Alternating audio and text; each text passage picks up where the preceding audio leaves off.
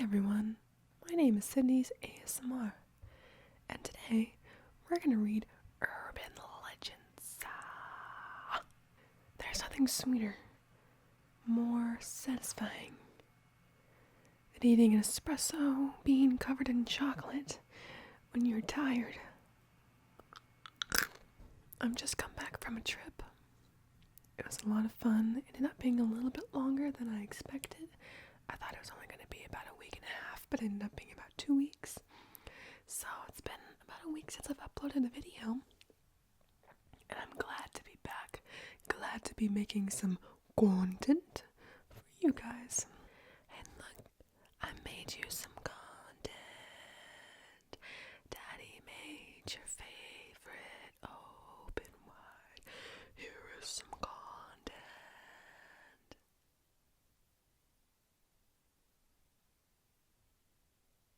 Alright, let's begin our Urban Legends video. Okay, thank you for listening. Okay, let's go.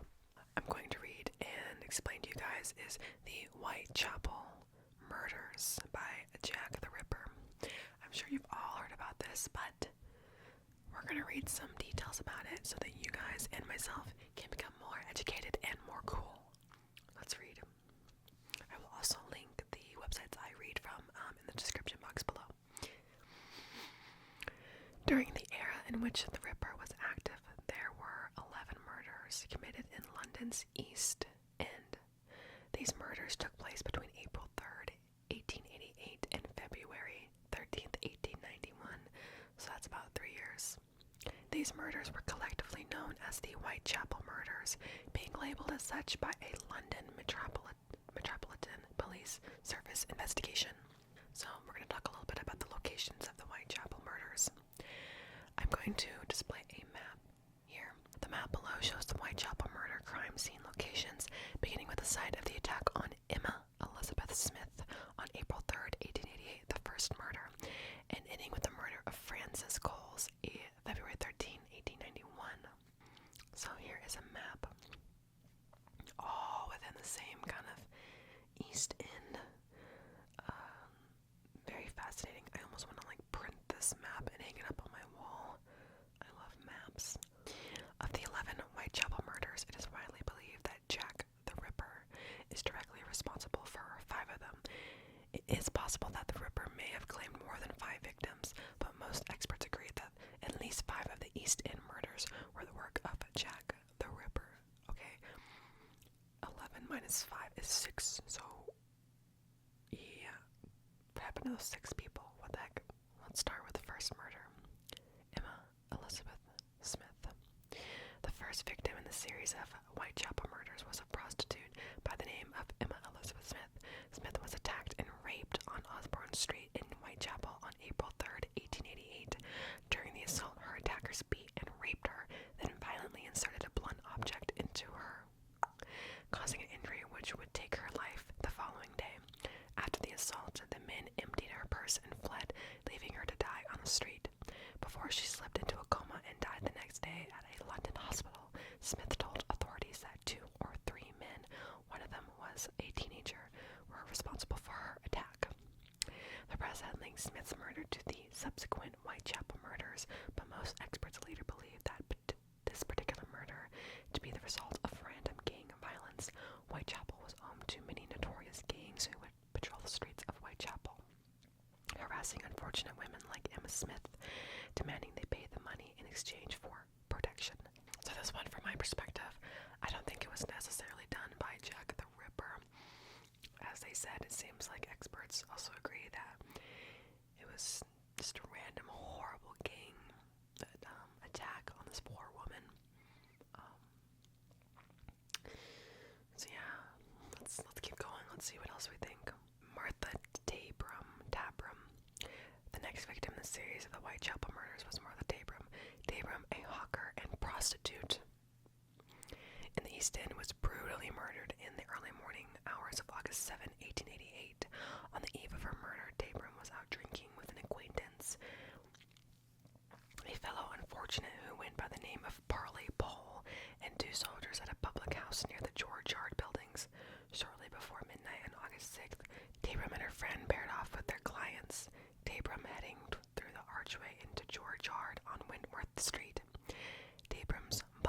was first encountered at around 3:30 a.m. on August 7th by Carmen George Crow.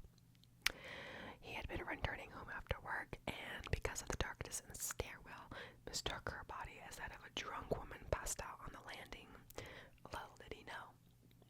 At around 5 a.m., her body was again discovered by another resident of George Yard Buildings, but by this time there was enough light in the stairway to reveal her ghastly wounds. She had been stabbed 39 times. 39 times, guys. The wounds focused on her throat, chest, and lower abdomen and appeared to have been inflicted by a pocket knife, with the exception of one violent stab through her chest, which looked to have been performed a large dagger or bayonet. Many feel that Tabrum was the Ripper's first victim due to the proximity of the murder in relation to the others, as well as the brutal nature of the crime. However, a number of experts also agreed that another individual was responsible for Tabrum's death and not Jack the Ripper. Tabrum's wound patterns were distinctly different from the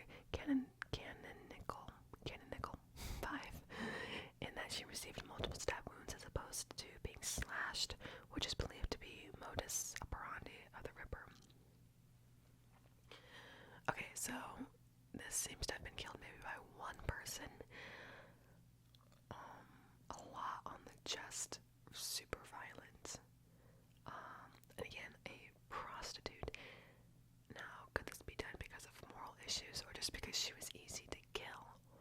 They don't report anything sexual happening to her, only just being brutally wounded and, left for dead on the stairwell.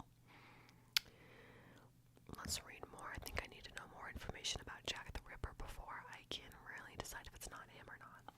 Although 11 women were murdered around the time of the Ripper's reign, there were 5 victims that stood apart from the rest. The Nicholls 5, as they are known, are believed to have been all murdered by the same hand.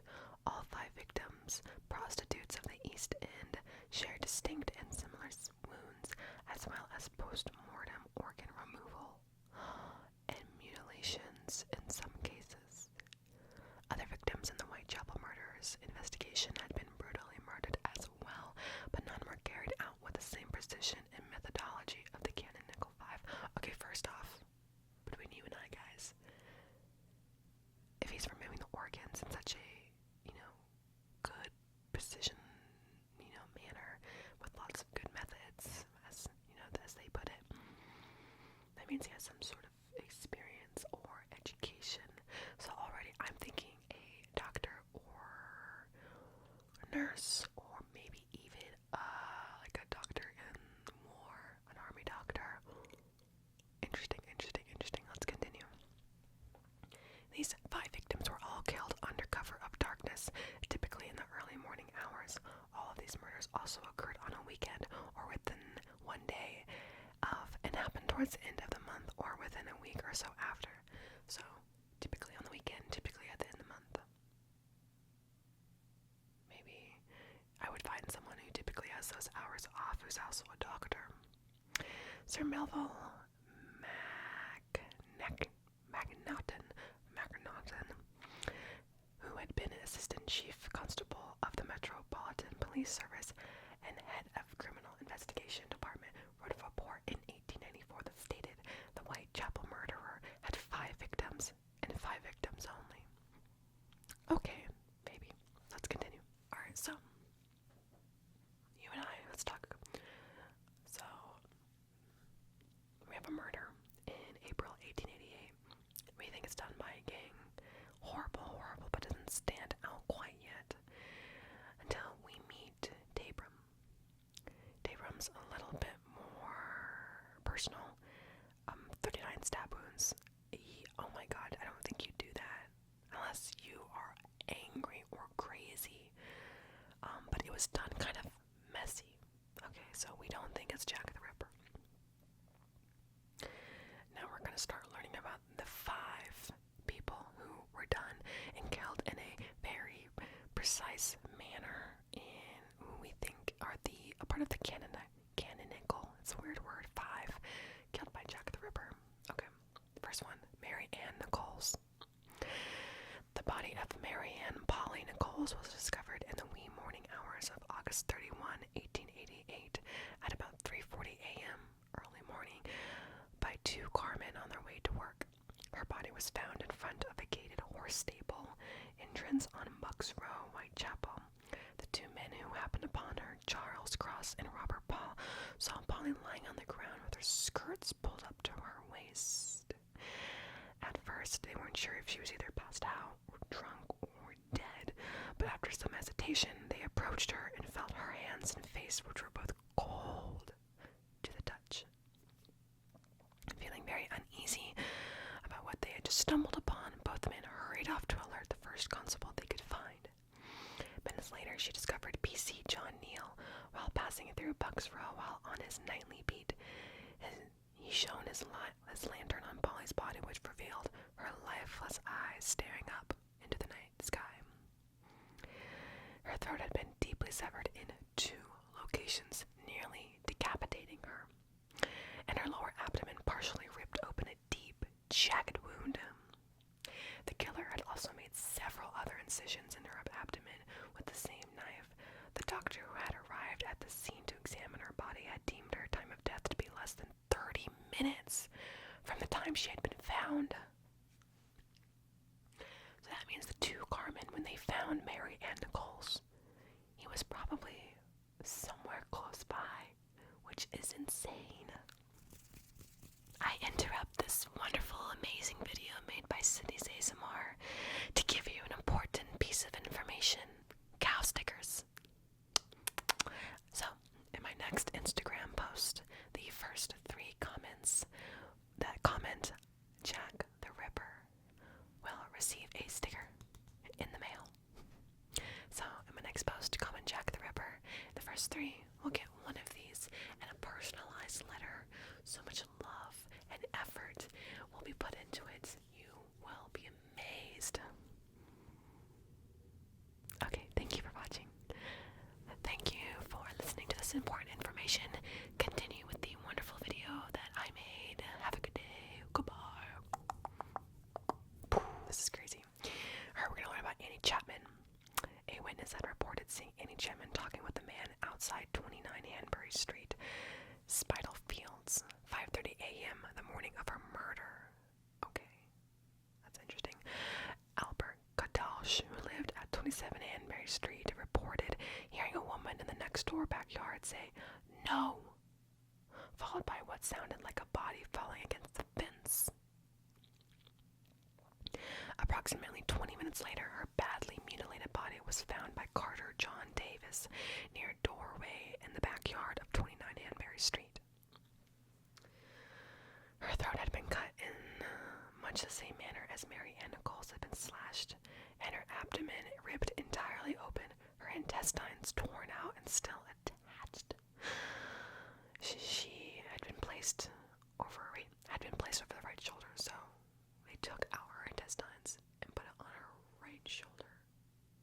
The heck? A later autopsy revealed that the killer had removed her uterus and parts of her. The heck? What the heck? What the heck? I mean, immediately I'm thinking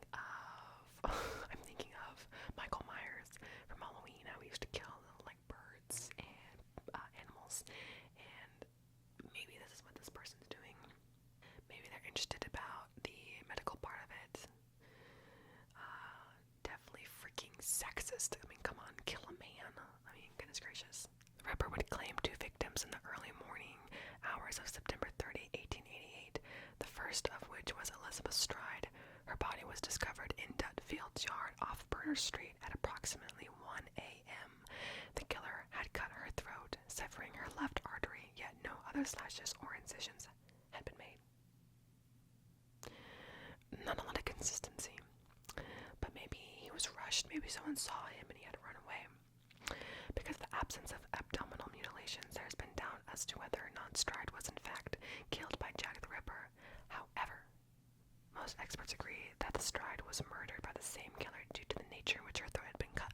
It is also believed that the reason Stride had not been mutilated like the others was due to an interruption of some sort. It's possible the killer failed he was in jeopardy of being detected by nearby witnesses and elected to flee before finishing his ritual. Catherine Eddowes, 45 minutes after Stride's body was found, the city of London. Edo's throat had been severed and her abdomen torn with a deep, jagged wound. Her left kidney had been removed along with a major portion of her uterus. What is up with him and uteruses? Just before Edo's mutilated body would be discovered in Meter Square, an eyewitness saw her in company of a man who he described as being approximately 5'7", tall, 30 years of age, with a medium build, fair complexion, and a mustache. His attire gave him the overall appearance of a sailor. The Stride and Edo's murders were later referred to as the double event. Okay, so this guy did a double whammy. Maybe he was interrupted by the first person, who was Stride, Elizabeth Stride, and then he happened across Catherine Eddowes. Was like, oh, I could do this. That's disgusting. And it seems almost like he befriends them. Like he's like, because we've seen two people talk with a man before being murdered. And it's very interesting. Mary Jane Kelly, considered to be Jack the Ripper's swan song, Mary Jane Kelly's murder was the most gruesome of all the Whitechapel murders. She was found horribly mutilated, lying on the bed in her single-room flat where she lived at 13 Miller's Court off Dorset Street, Spitalfields. She was discovered at 10:45 a.m. on the morning of Friday, November 9, 1888. The landlord's assistant, Thomas Boyer, had been sent over to collect the rent, which she had been weeks behind in paying. When she didn't answer his knock at the door, Boyer reached his hand through a crack in the window, pushing aside a coat being used as a makeshift drapery. What he saw at that moment was absolutely horrific. Kelly's body was mutilated beyond recognition. Her entire abdominal cavity had been emptied out, her breasts cut off, and her viscera had been deliberately placed beneath her head and on the bedside table.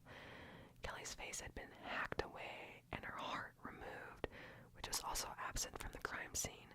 Kelly's murder was by far the most grisly and ritualistic of them all. Following the death of Mary Kelly, it's generally believed that Ripper's killing spree had ceased. The murders that followed did not bear any striking similarities to those that occurred between August 31st and November 9th, 1888.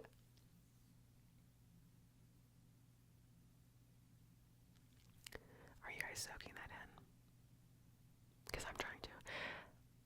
I understood that Jack the Ripper was, a famous story that, I've heard growing up, but I did not realize how actually gruesome and horrible it really is. Let's see if we can find any more details. Regardless of whether or not the Ripper's blood sport ended with Mary Jane Kelly, it's certain that it did end. Many speculate that this was due to either illness, individual death, or perhaps insanity, which led to institutionalization. Some suggest he may have fled the country and lived in self-imposed exile. One thing that is certain, along with the other killers involved in the Whitechapel murders, his true identity has never been ascertained.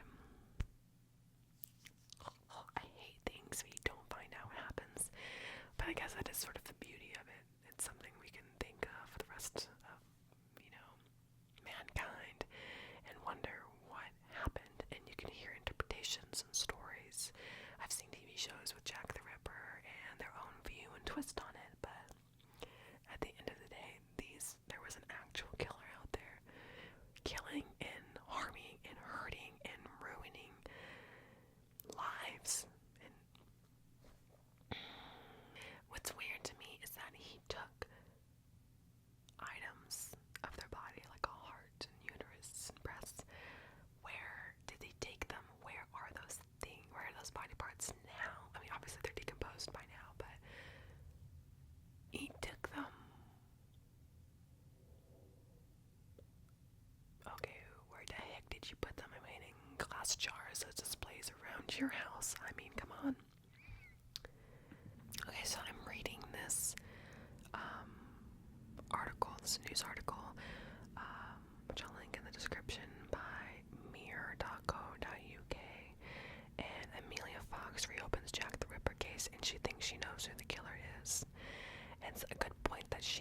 is that the first murder was just messy. It was Martha, the one who was found on the staircase being stabbed 39 times.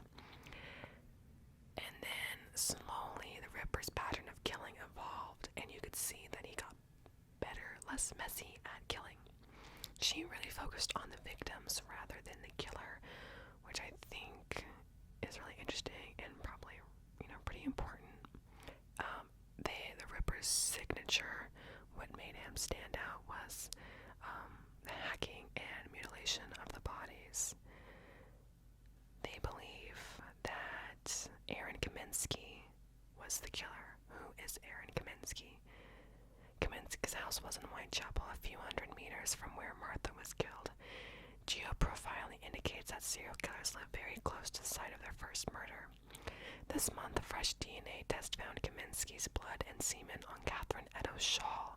He had mental health problems, suffered from hallucinations, and heard voices in his head telling him to act in violent ways. Amelia says, "There is such a big business around Jack the Ripper. I am sure the Jack the Ripper industry won't like that at the root of it is a very uncelebrity, unwell man." I mean, it sounds like it could be him. And they definitely found, his semen and his fingerprints or whatnot on her shawl. Yeah, I guess maybe the mystery is not as mysterious as I thought. I want to look at a picture of him, actually. Aaron Kaminsky. Okay, so I was going to do multiple urban legends, but guys, this ended up being a lot more interesting than I suspected. I'm going to put up pictures along with this video and the links in the description, and please comment if you guys have more cool information that I missed out on, and please let me know if you want more mysterious kind of things like this, because this is fascinating for me. As a kid, I would Google like mysteries and cool conspiracies. I was obsessed with Scooby-Doo. So yeah, Jack the Ripper, probably Aaron Kaminsky, and kind of, again, not this super cool person we had in mind, but rather just a sick guy. And he died in 1919, and then he was institutionalized in 1891 for threatening a woman with a knife. Yeah, I have a feeling that's probably him, but honestly we don't know. Alright, so thank you guys for staying towards the end of this video. If you have any other anything that I missed or links to cool websites about Jack the Ripper, please comment down below and let me and all of us know. Super fun to read, but also